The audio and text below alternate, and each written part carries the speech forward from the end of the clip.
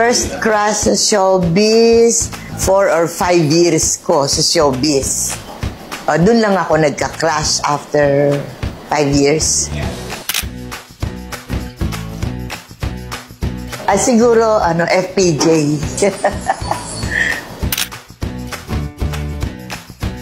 I am enjoying all the roles.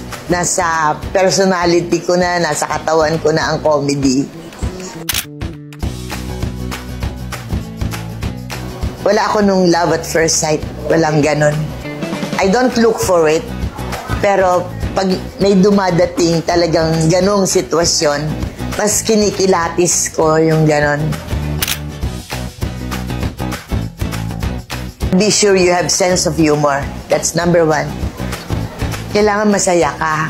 Masaya ang puso mo. Kailangan mabuti ka. Mabuti ang puso mo sa kapwa mo. Mga kaibigan, nandito tayo sa Sanggang Dikit. At iisa ang aming panalangin, iisa ang aming goal, to give lesson, to give joy to our viewers. Kaya maraming salamat sa inyong pagtangkilik sa Sanggang Dikit.